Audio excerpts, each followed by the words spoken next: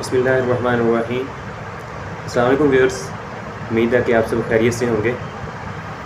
آج آپ کا مسافر پہلے کی طرح ایک نئی ویڈیو لے کر حاضر ہوا ہے۔ آج کا جو ٹاپک ہے نا تھوڑا سا سینسٹیو ہے اور امپورٹنٹ ہے، اور اس کو پازیٹیو اور ایمانداری سے آپ نے دل سے اونیسٹلی سننا ہے اور اونیسٹلی اس کا فیصلہ کرنا ہے آپ نے، اور تھوڑا سا ڈیٹیل بھی ہو سکتی ہے۔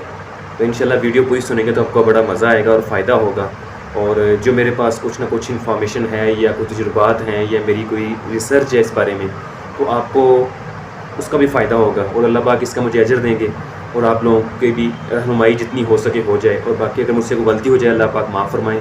میرا جو مقصد ہے اس میں کوئی کسی کو طنز کرنا یا کسی کو تکلیف دینا یا کسی کی تذلیل کرنا مقصد نہیں ہے، اور جو بھی یہ کام ہے میں اپنی ایک پازیٹیو امیج کے لیے یا پازیٹیو ہمارا جو پاکستان کا امیج اس کو بہتر بنانے کے لیے کر رہا ہوں۔ اچھا، بات کریں گے ہم صرف پاکستان اور ہندوستان کی۔ اس کے اندر آپ نے بہت سے مسلمانوں کے فرقے سنے ہوں گے۔ یہ کہ 3 فرقے سب سے زیادہ مضبوط ہیں جن کا ہولڈ ہے کنٹری کے اندر، جن کا کہ کافی ان کا کہ جو پبلک ہے اس پہ کافی ہولڈ ہے، اور وہ ان کے اندر پاور دکھا سکتے ہیں، اپنی پاور شو بھی کرتے ہیں۔ ان میں تینوں میں جو ہے نا دیوبند ہیں، ایک اپنے کو جو دیوبندی کہلانے والے ہیں، دوسرا جو فرقہ ہے مسلمانوں کا، تینوں مسلمان ہیں ماشاءاللہ، اور اس بات پہ میرا بلیو ہے تینوں مسلمان ہیں، بس تھوڑا سا اختلاف ہے نظریاتی طور پہ۔ اگر تھوڑا سا انسان کا مائنڈ براڈ ہونا تو آپ کو کوئی بھی کہ اس طرح کی جھگڑے والی بات یا فرقے والی بات نظر نہیں آئے گی۔ تو لیکن فرقہ کون بناتا ہے؟ یہ ہم میرے جیسے یا اور لوگ جو کم فہم کم علم لوگ۔ اچھا، دوسرے ہیں بریلوی، تیسرے پہ اہل حدیث ہیں۔ باقی اور بھی فرقے ہوں گے، جس طرح ہمارے پاکستان میں پرویزی فرقہ ہے، کچھ اپنے کو اہل قرآن مماتی، اس طرح اور بھی چھوٹے فرقے ہیں، کچھ صوفیہ کے فرقے ہیں، اس طرح انٹرنیشنل لیول پہ کچھ آبازی فرقے ہیں، یا کچھ اس طرح کے، مجھے ایک اور فرقے کا ذہن میں نام نہیں یاد آ رہا، اس طرح کے ہیں کافی اور بھی کنٹریز میں۔ لیکن سب سے زیادہ جو فرقوں کی لڑائیاں، سب سے زیادہ فرقوں کے جو آپس میں اختلافات، وہ آپ نے زیادہ ہندوستان میں دیکھے ہوں گے، جس سے ہماری پوری کی پوری پبلک متاثر ہوتی ہے۔ سب سے پہلے میں آپ کو بتاؤں گا کہ یار ایک مسلمان ہونے کے لیے کیا چیز ضروری ہے۔ ایک مسلمان ہونے کے لیے یہ ضروری ہے کہ دل سب کچھ خالق مالک سب سے بڑی ذات، طاقتور ذات اللہ کی ہے، اور کوئی الہ نہیں ہے، صرف اللہ بس، اور اللہ کے نبی صلی اللہ علیہ وسلم اللہ کے آخری نبی اور رسول ہیں، ان کے بعد کوئی نبی نہیں آئے گا۔ یہ 2 چیزیں جس انسان کے دل میں آ گئیں، جس نے اقرار کر لیا، جس نے ذہن میں سوچ لیا، کوئی ظاہر بات کوئی گونگا ہوتا ہے، اقرار کر لیا، ذہن میں سوچ لیا یا بلیو کر لیا، دل میں خیال کر لیا، اور ریئلی دل سے تسلیم کر کے اس نے سمجھ لیا اس چیز کو، تو وہ مسلمان ہو گیا۔ اچھا، آگے پھر آ جاتی ایمانیات۔ اسلام میں وہ داخل ہو گیا۔ ایمانیات کیا ہے کہ اس میں جو کچھ اور بھی چھوٹے عقائد ہیں وہ بھی ضروری ہیں، ان پہ بلیو کرنا، کہ آپ نے کیا کرنا ہے۔ ان میں ایک ایمان مفصل ہے، آپ نے اکثر سنی ہوگی، پڑھی ہوگی۔ اس میں ہے کہ سب سے پہلے اللہ پہ ایمان رکھنا، اور اس کے فرشتوں پہ ایمان رکھنا، تمام آسمانی کتب پہ ایمان رکھنا، تمام پہلے جو انبیاء ان پہ بھی ایمان رکھنا، ان کی شریعت کو کہ اب ماننا نہیں، ان کی شریعتیں جو ہے نا منسوخ ہو گئی، ختم ہو گئی ہیں، اور شریعت جو چلے گی اب اللہ کے نبی صلی اللہ علیہ وسلم کی شریعت چلے گی، اور اچھی یا بری جو بھی دنیا میں ہوتا ہے واقعہ، یہ سب اللہ کی مرضی سے ہوتا ہے، اور آخرت کے دن جو آخرت کا دن ہے، حساب کا دن، اس پہ یقین رکھنا۔ تو یہ چیزیں کہ اسلام میں داخل ہونے کے لیے یہ 2 پوائنٹ ہے، اور یہ ایمانیات ہے کہ ان پہ بلیو کرنا، دل سے یقین رکھنا، ان پہ بلیو کر لینا، تو انسان ایک پکا مسلمان بن جاتا ہے۔ اس بندے کو ہم یہ نہیں کہہ سکتے جس کا ان چیزوں پہ بلیو ہے کہ یار تو فلاں فرقے سے، تو فلاں ہے، تو گمراہ ہے، یہ ایسا کچھ نہیں کہہ سکتے ہم۔ باقی اس کا دل کا معاملہ اس کا اللہ جانتا ہے۔ اچھا، آگے بات ہم کریں گے، تھوڑی سی ہسٹری بتائیں گے آپ کو تھوڑی سی، کہ یہ فرقے پھر کیوں پیدا ہو گئے۔ اچھا، بڑے مزے کی بات ہے، کسی بھی فرقے سے، کوئی دیوبندی ہے، کوئی اہل حدیث ہے، بریلوی ہے، اس سے یہ پوچھیں کہ یار میں آپ سے دیوبندی یا بریلوی یا اہل حدیث کی بات نہیں کرتا، آپ مجھے اتنا بتا دیں کہ آپ مسلمان ہیں، تو سب کہیں گے ہم مسلمان ہیں۔ تو ایک مسلمان کی سب سے بڑی پہچان جو ہمارے اسلام نے بتائی ہے وہ ایک مسلم ہونا ہے۔ اس کے اندر جو مسلمان کی نشانیاں ہیں وہ پوری ہیں، اور اپنے آپ کو مسلمان بلیو کرتا ہے، تو اس سے بہتر نہیں ہے کہ اپنے آپ کو مسلم کہے۔ کیوں کہے کہ میں دیوبندی ہوں یا بریلوی ہوں یا اہل حدیث ہوں؟ اس طرح کی چیزوں کو جو اولیاء کرام ہیں، جو بڑے مجتہدین ہیں یا بڑے جو علمی لوگوں نے منع کیا ہے۔ تو اب آپ کو مزے کا بتاؤں، ایک واقعہ امپورٹنٹ ہے۔ علماء دیوبند کے ایک بہت بڑے بزرگ ہیں مفتی شفیع عثمانی، پاکستان کا جو کیا بولتے ہیں کانسٹیٹیوشن وغیرہ 1973 اس طرح کی اور چیزیں، ان کی کافی ان کا کردار ہے، پاکستان بننے کے وقت ان کا کافی کردار ہے. تو ان کے بیٹے تھے، حالانکہ وہ ان کی جو پیدائش تھی نا وہ دیوبند شہر کی تھی. مفتی شفیع عثمانی صاحب دیوبند شہر کے پیدا ہوئے تھے، ادھر ہی پلے بڑے، ادھر ہی انہوں نے تعلیم حاصل کی. ان کے جو آگے بیٹے ہیں مفتی تقی عثمانی اور مفتی رفیع عثمانی صاحب بھی دیوبند میں پیدا ہوئے، ان کا بچپن دیوبند میں گزرا. تو کہتے ہیں کہ میں بچپن میں چھوٹے ہوتے اپنے ساتھ دیوبند ہی لگا لیتا تھا، حالانکہ یہ میرے لیے منع نہیں تھا. تو کہتے ہیں میرے والد ماجد صاحب نے فرمایا کہ بیٹا اس چیز سے فرقہ واریت کی بو آتی ہے، اس سے اختلاف پھیلتا ہے، امت ٹوٹتی ہے، تو یہ کام نہ کرو. آپ اپنے آپ کو صرف اپنے نام کے ساتھ محمد رفیع یا جو بھی رفیع عثمانی جس طرح بھی لکھ لیں، لیکن دیوبندی سانہ لگائیں. حالانکہ ان کے لیے یہ جائز تھا کہ وہ دیوبند کے رہنے والے تھے. تو یہ مطلب اولیاء کرام ہیں. اس طرح اور بھی کتنے بزرگ ہیں آج کل کے مطلب علماء کرام میں. مفتی منیب الرحمان ہے، بڑی اتھینٹک علمی شخصیت ہیں.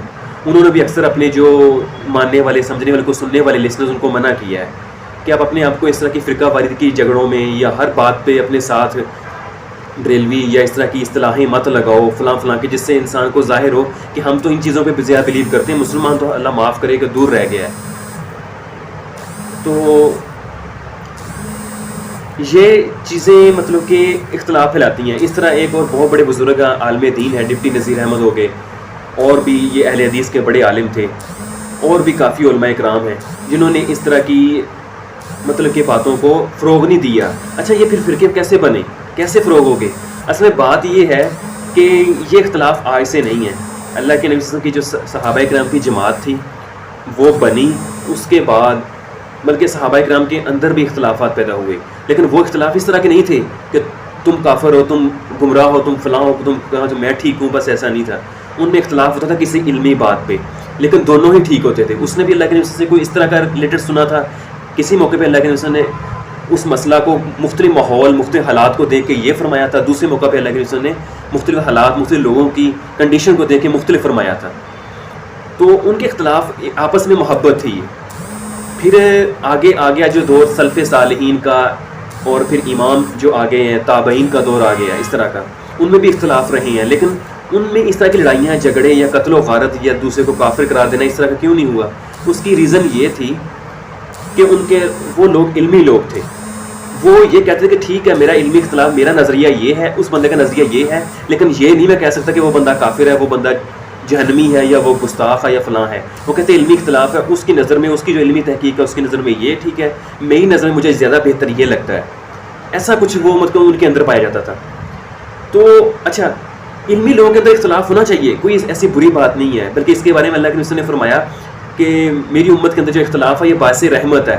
لیکن ایسا اختلاف نہیں کہ ایک دوسرے کو کافر کی، ایک دوسرے کی گردنیں کاٹنا یا اس طرح کے فرقے بنا کے اپنے فرقے والوں کو سپورٹ کرنا، دوسرے فرقے والوں کو نعوذ باللہ ان کو پانی تک اور روٹی تک نہیں دینا، ان کو گستاخ اپنی مسجدوں کو سے بگانا، اس طرح کے فتوے لگانا اور کہنا یہ مشرک ہیں نعوذ باللہ. کچھ فرقے ایسے ہیں جو کہتے ہیں کہ یہ تو مشرک ہیں، کچھ لوگ کہتے ہیں کہ یہ گستاخ ہیں، کچھ کہتے ہیں یہ ہے ہی گمراہ ہیں. اس طرح کی باتیں نہیں کہنے کہ یار یہ علمی اختلاف ہے. اچھا پھر بات یہ کہ فرقے کیسے بنے؟ بات یہ تھی کہ جو علمی اختلاف تھا وہ علم والے لوگوں کے اندر ہونا چاہیے. بے شک کوئی دیوبند ہے نا تو اس کا مطلب یہ نہیں ہے کہ وہ دیوبندی فرقہ یا مسلمانوں کی ایک الگ چیز ہے. اس کا مطلب یہ ہے کہ اس نے جو دیوبند علماء کی ایک جماعت تھی، تینوں جماعتیں علماء کرام کی تھیں. دیوبند کے لوگ تھے بریلوی، جو علماء کے جو اکابر تھے وہ بریلوی علماء کرام تھے، ایک جماعت اہل سنت کی حنفی تھے. اہل حدیث کے وہ بھی ایک بڑے اکابر تھے اور علماء مطلب کہ مسلمان تھے، اور ان کی مطلب بے شک وہ حنفی نہیں تھے لیکن وہ ان کو بھی علماء اہل سنت کہہ سکتے ہیں آپ. تو وہ بھی ایک اکابرین اور اچھے مسلمان تھے. وہ بس یہ ہے کہ ان کے اندر ایک علمی اختلاف چل گیا. کیا اس علمی اختلاف جو چھوٹی باتیں ہیں جو چھوٹے نظریات ہیں ان کی بیس پہ کافر ہو سکتے ہیں؟ یہ مطلب بات یہ ہے کہ ایک بندہ رفع دین کرتا ہے، کیا مجھے بتائیں کہ نماز کی آپ نے شرائط پڑھی ہیں؟ جو بندہ یہ کہتا ہے نا بڑا لاجک دیتا ہے کہ میں رفع دین کرتا ہوں اور تم نہیں کرتے، تو آگے سے فوراً فتویٰ ہوتا ہے کہ یار تم تو ہو ہی گمراہ، تمہاری نماز ہی ٹھیک نہیں. نعوذ باللہ. ایسا نہیں کہنا چاہیے. اہل حدیث رفع دین کرتا ہے وہ کرے. میرا بلیو ہے کہ رفع دین کرنے سے یہ نہیں ہو سکتا کہ نماز نہیں ہوتی، نماز ہوتی رفع دین کرنے سے. اور جو رفع دین نہیں کرتا وہ بھی حدیث سے ثابت ہے اس کی بھی نماز ہوتی ہے. یہ کہنے کہ اس کے نزدیک زیادہ بہتر اس کو لگا کہ رفع دین کرنا چاہیے، اس کو لگا کہ رفع دین نہیں کرنا چاہیے. نماز اچھا اس طرح کے جو بندے بحث کرتے ہیں، کوئی کہتا ہے رفع دین نہیں کرنا چاہیے، کچھ کہتے ہیں کرنا چاہیے. ان سے بندہ پوچھے نماز کے فرائض کیا ہیں، نماز کے ارکان اور شرائط کیا ہیں، وہ نہیں پتہ ہوں گی. بس رفع یدین کے بارے میں 3-4 حدیثیں رٹی رٹا لیں. یہ نہیں پتہ حدیث کا اصول کیا ہے, حدوث ناسخ منسوخ کیا ہوتی ہے, حدیث ضعیف اور کیا بولتے ہیں مرفوع کون سی ہوتی ہے, یہ کچھ نہیں پتہ. بس 3-4 حدیثیں رٹی, یہ نہیں پتہ کس کتاب میں لکھی ہوئی ہیں, اس حدیث کا ماخذ کیا ہے, کہاں سے لی گئی ہیں, کس امام نے اس کے بارے میں کیا جرح کی ہے, یہ نہیں پتہ ہوتا. بس فوراً فتویٰ لگا دیا. اس طرح کچھ لوگ ایسے ہیں ہمارے میں جو ہے کہ چھوٹی سی بات غلطی نظر آئی, فوراً بڑی سے بڑی گستاخی کا فتویٰ لگا دیا.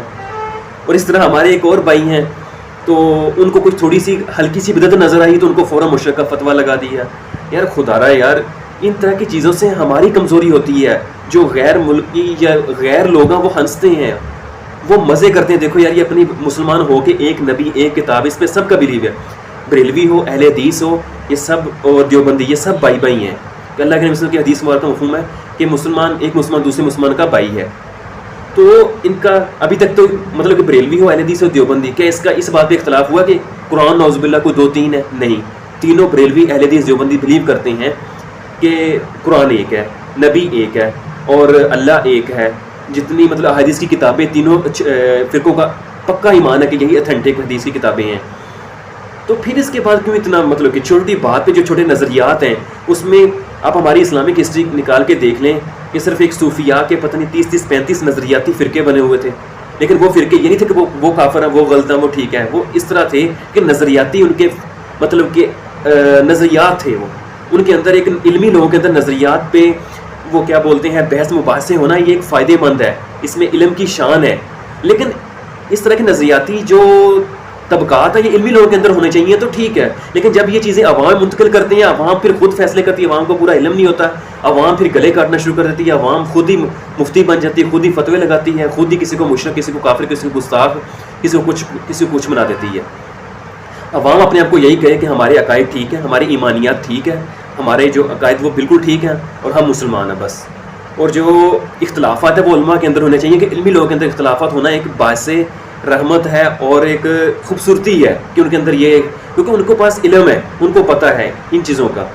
اچھا, دوسری بات یہ میں کروں گا کہ یہ جتنے بھی لوگ ہیں جو علماء کرام, جتنے بھی اتھینٹک علماء کرام ہیں, جو علمی لوگ ہیں, میں ان کے اندر کبھی ایسا, ان کے منہ سے ایسی بات نہیں سنی آج تک, بریلوی حضرات میں سے ہوں, دیوبندی حضرات میں سے ہوں, یا اہل حدیث میں سے ہوں, کہ کسی نے اپنے منہ سے یا اپنی کتاب میں لکھا ہو کہ فلاں فرقے والا, دوسرے والا, جو اتھینٹک علمی شخصیات ہے, کہ وہ فلاں فرقے والا کافر ہے, یا کسی دیوبندی نے کہا کہ بریلوی کافر ہے, یا کسی بریلوی نے کہا کہ دیوبندی کافر ہے, یا گستاخ ہے, مرتد ہے, یا کسی اہل حدیث نے کہا. لیکن یہ جو کم ظرف چھوٹے خطیب, واعظین یا عام عوام, اس نے فتوے لگانے شروع کر دیے. آپ کو ایک اللہ کے نبی صلی اللہ علیہ وسلم کی جو اتھینٹک حدیث ہے, میں نے بہت بار پڑھی ہے, اور یہ مستند ترین حدیث ہے, علماء کرام سے میں نے سنا ہے کہ امت کا اجماع, امت کا اکٹھے کرنا, جمع کرنا فرض عین ہے. تو بے شک اختلاف رکھیں آپ, لیکن کبھی یہ نہ کہیں کہ وہ کافر ہے, کبھی یہ نہ کہیں کہ اس کے ساتھ میرا بیٹھنا, میرا کھانا اس کے ساتھ منع ہے. لیکن یہ کہیں کہ ٹھیک ہے ہمارا نظریاتی اختلاف ہے, یہ کہہ رہے ہیں چلو ٹھیک ہے یار, وہ اس بندے کو تھوڑا علم ہے, ہمیں زیادہ علم ہے, وہ کہے کہ ہمیں زیادہ علم ہے, اس کو تھوڑا علم ہے. لیکن یہ نہیں کہیں کہ وہ کافر ہے, مرتد ہے, یا گستاخ ہے. ان کے ساتھ بیٹھیں, کھائیں, مسلمان کہیں, کہیں مسلمانی کا معاملہ آئے تو اکٹھے ہو جائیں. تو آپ دیکھیں کہ امت کا اجماع فرض عین ہے. لیکن اس نے یہ کیوں فرمایا؟ فرض عین کا مطلب ہے کہ جس سے کوئی انکار نہیں کر سکتا, کہ کچھ چھوڑنا نہیں ہے. جیسے فرض عین ایک فرض کفایہ ہوتا ہے, فرض عین کا مطلب جیسے نماز فرض عین ہے, اس کو چھوڑ نہیں سکتے. یہ اتنی بڑی حدیث ہے کہ امت کو جوڑ کے رکھنا. تو آپ کیوں نہیں سوچتے یار کہ ہماری اس طرح کی فرقے بنا کے غیروں نے ہماری طاقت کو, ہماری صفوں کو خلل ڈال دیا, ہم کو توڑ دیا ہے, اور وہ مزے کر رہے ہیں, ہم لڑی جا رہے ہیں, اور بات اینڈ پہ کچھ نہیں نکلتی. جو علمی بندہ ہوتا ہے وہ اختلاف کرتا ہے, لیکن وہ اس طرح کی جہلیت اور اس طرح کے کم ظرف باتیں نہیں کرتا, کسی دوسرے کو کافر یا کسی کو گلے کاٹنا یا کسی کو مارنا, قتل کرنا, مشرک کے فتوے لگانا, ایسا نہیں کچھ کرتا. اور دوسری بات ہے کہ کسی بندے کو, اگر کسی بندے کے اندر واقعی ایسے کفریہ باتیں ہیں یا مشرک کی باتیں ہیں, وہ میں اور تم نہیں لگا سکتے فتویٰ. ہم اس بات کو کسی اچھے عالم یا کسی اچھے علمی شخصیت کے پاس لے کے جائیں گے کہ یہ بات ہم نے اپنی آنکھوں سے دیکھی ہے اور وہ بندہ واقعی اقرار کر رہا ہے, آپ اس کی تحقیق کریں. اچھا, یہ نہیں ہے کہ ایک بات دیکھ لی, فرض کی, یا فوراً جا کے اس پہ فتویٰ لگا دیا. اللہ کے نبی صلی اللہ علیہ وسلم کی یہ بھی حدیث ہے, امام احمد رضا خان بریلوی رحمۃ اللہ علیہ کے انہوں نے اپنے فتاویٰ میں لکھا ہے کہ اگر ایک انسان کے اندر 99 کفر کی باتیں ہوں, ایک مسلمان کی بات ہو, مسلمانی والی بات ہو, اسلام کی بات ہو, تو اس کو آپ کافر نہیں کہہ سکتے, اس کو مسلمان ہی کاؤنٹ کریں گے. یہ امام احمد رضا خان صاحب کا اتنا بڑا براڈ مائنڈ تھا. اس طرح ہمارے مطلب اور بھی جو علماء کرام ہیں اہل حدیث علماء میں سے ہیں یا دیوبند علماء میں سے, ان کے بڑے براڈ مائنڈ تھے یار. ایک بزرگ ہیں مولانا مملوک علی نانوتوی رحمۃ اللہ علیہ, بہت بڑے بزرگ گزرے ہیں. وہ ایک رستے میں جاتے تھے, رستے میں ایک عورت تھی, وہ فحاشہ عورت تھی, اس کے پاس مطلب غلط قسم کے لوگ آتے تھے. تو وہ عورت کیا کرتی تھی کہ مطلب کہ جب جیسے اس کا رات کا روٹین ہوتی تھی, تو وہ بزرگ جب گزرتے تھے تو اپنی جوتی اتار دیتے تھے. مطلب اتنا ان لوگوں کے اندر محبت ایک مسلمان سے, ایک انسان سے پیار تھا. وہ کیوں اتارتے تھے کہ اگر میں جوتی پہن کے جاؤں گا, اس دور میں جوتیاں سخت ہوتی تھیں, لکڑی وغیرہ کی اس طرح کی سخت جوتی, تو اس کی جوتی کی وہ کیا بولتے ہیں آواز آئے گی اور وہ اور ڈسٹرب ہوگی اور وہ ڈرے گی کہ کوئی انسان آ رہا ہے, اور یہ اس بات سے پچھتائے گی کہ یار یہ کوئی میرا گاہک آ رہا ہے. لیکن جب دیکھے گی یہ تو کوئی مولانا حضرات اچھا انسان گزرا, وہ میرے پاس نہیں آیا, تو اس کے دل پہ کتنی تکلیف گزرے گی. اتنا مطلب امت سے محبت تھی یار. ہمارے جو لوگ ہیں نا, یہ مسلمان لوگ ہیں, ان سے محبت کرنی چاہیے, ان کو دین کی صحیح بات سکھانی چاہیے. اور دوسری بات ہے کہ کسی بات کے بارے میں آپ جو کوئی کرتے ہیں, اللہ کے رسول کے حدیث کا مفہوم ہے کہ کسی بات آپ تک پہنچے اس کی تحقیق کر لیا کرو. بغیر سنے سنائے کسی بات سے اس انسان نے کہا, اس نے انسان نے کہا کہ تحقیق کر کے اس پہ کوئی فتویٰ نہیں لگا سکتے. پوری تحقیق کیا کریں. بات کو جب پوری تحقیق ہو جائے پھر اس کے بارے میں علماء کرام کا کام ہے, وہ لگاتے ہیں کہ یہ بندہ اسلام سے خارج ہے یا اسلام کے اندر ہے. اگر کوئی بندہ ایسے گستاخی کرتا ہے تو سب سے پہلا آپ کا فرض ہے کہ اس مسئلہ کو قاضی کی عدالت میں لے کے جائیں اور خود قانون کو اپنے ہاتھ میں نہ لیں. کیونکہ اگر آپ خود قانون کو ہاتھ میں لیں گے تو ہر بندہ اپنے مرضی سے گلے کاٹتے پھرے گا. کم سے کم کسی عالم سے, اتھینٹک عالم سے پوچھ لیں, پھر اس کے خلاف پرچہ کٹوائیں. کیونکہ ہماری مطلب اسلامی عدالت یا اسلامی جو قاضی جج صاحبان ہیں, ان کا وہ اس مسئلے کو دیکھتے ہیں کہ واقعی یہ اسلام کے خلاف بات ہے, پھر اس کے بارے میں وہ تحقیق کر کے اس کو جو اس کی سزا ہوتی ہے جو اسلام نے مقرر کی اس کے بارے میں وہ لگاتے ہیں. کیا امید ہے ویئرس, میری جو آبزرویشن ہے یہ اس بارے میں جو رائے ہے, امید ہے کہ آپ لوگوں کو پسند آئی ہوگی. میرا کسی فرقے کو تذلیل کرنا, کسی کا تکلیف دینا یا کسی کی تحقیر کرنا یا اس کو ذلیل کرنا میرا مقصد نہیں تھا. جو بات ہے ایک اچھی میں نے رکھی ہے آپ لوگوں کے سامنے, تاکہ ہماری قوم کے اندر امن ہو, ہم ایک مسلمان بنیں اور ہمارے اندر ایک اتحاد پیدا ہو. تو اس طرح کی اور ویڈیوز اچھی لگیں تو آپ لازمی اس کو لائک کیجیے گا, شیئر کیجیے گا, اپنے دوستوں کو مینشن کیجیے گا. انشاءاللہ نیکسٹ ویڈیو میں آپ کے ساتھ ملیں گے. اللہ حافظ.